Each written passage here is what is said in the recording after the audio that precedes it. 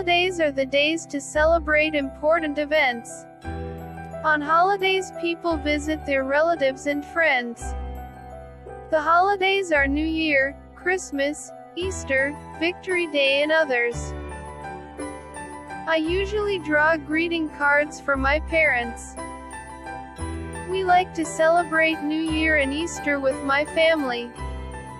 We decorate a New Year tree and give presents to each other.